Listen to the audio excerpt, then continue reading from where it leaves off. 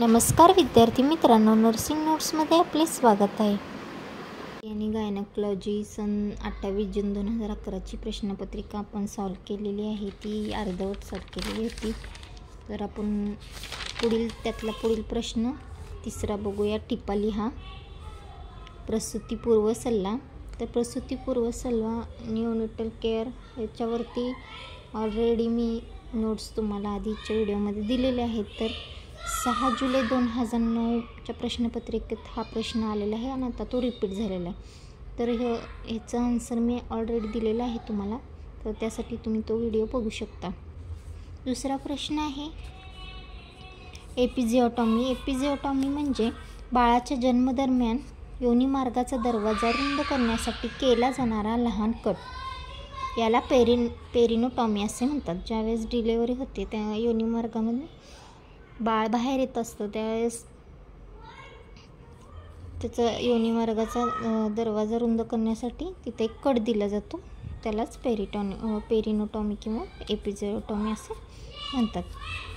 त्या एपिजिओटॉमी करण्याचे कारण काय असते, तर योनिमार्ग उघडताना त्वचा फाटू नये म्हणून, प्रसूतीच्या दुसऱ्या टप्प्यात छिद्र लवकर मोठे करण्यासाठी, प्रसूती दरम्यान तीव्र पेरिनियल अश्रू कमी करण्यासाठी, गर्भ मोठा असेल किंवा प्रसूतीसह इतर गुंतागुंत असतील तर एपिजिओटॉमी कशी केली जाते, तर योनी आणि गुदद्वार दरम्यानच्या भागाला पेरिनियम म्हणतात.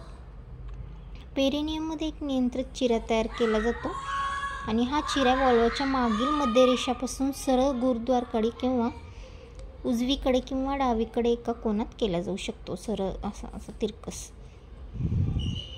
बाळाचा जन्म सुलभ करण्यासाठी योनिमार्गाचा भाग मोठा करता यावा म्हणून एपिजिओटॉमी प्रक्रिया केली जाते.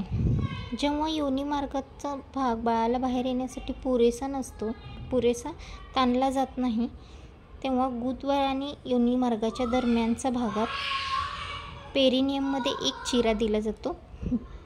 जेव्हा बाळाचे डोके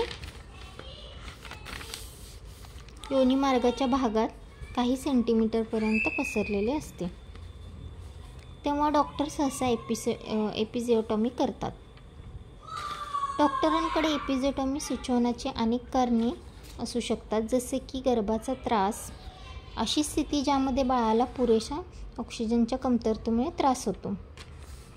नंतर आहे बाळाच्या गुंतागुंतीची पोझिशन्स, जसे की ब्रिज किंवा खांद्याची डायस्टोसिया. खांद्याचे डायस्टोसिया म्हणजे खांदे अडकलेले असतात डिलिव्हरीच्या वेळेस, डोकं बाहेर आलेलं असतं, खांदा अटकलेला असतं. प्रसूती वेदनांचा टप्पा लांब असतो किंवा अकाली बाळ, मोठे बाळ, व्हॅक्यूम डिलिव्हरी किंवा फोर्सेप्सची आवश्यकता असलेली डिलिव्हरी या कंडिशनमध्ये एपिजिओटॉमी केली जाऊ शकते.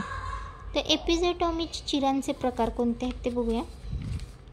एपिजिओटॉमी चिरांचे 2 प्रकार आहेत प्रामुख्याने. मध्यरेषा, मध्य किंवा मध्यरेषा. योनिमार्गापासून सुरू होणारा एक उभा वर आणि खाली चिरा जो गुदद्वाराकडे पसरतो. या प्रकारच्या चिरांमध्ये गुदद्वाराच्या स्फिंक्टर किंवा मलाशयाला फाटण्याचा धोका जास्त असतो, परंतु तो चिरा करणे सोपे असते. दुसरा आहे मध्यवर्ती, म्हणजे एक कोन किंवा कर्णरेषीय चिरा. चिरा योनिमार्गापासून सुरू होतो आणि 45 अंशाच्या कोनात पसरतो. चिरा गुदद्वाराच्या स्फिंक्टर आणि मलाशयापर्यंत पसरण्याची शक्यता कमी असते. एपिजिओटॉमीचे धोके. एपिजिओटॉमीमुळे कोणते धोके होऊ शकतात, तर रक्तस्राव, संसर्ग, वेदनादायक संभोग, गुदद्वाराचे स्फिंक्टर आणि मलाशयाला दुखापत होऊ शकते, मूत्रमार्गात असंयम आणि दीर्घ पुनर्प्राप्ती कालावधी. हा झाला टिपा लिहामधला दुसरा प्रश्न. पुढील व्हिडिओमध्ये लवकरात लवकर तुमच्यासाठी घेऊन आला आहे. तोपर्यंत माझ्या channel like, share, subscribe, comment करायला विसरू नका. थँक्यू.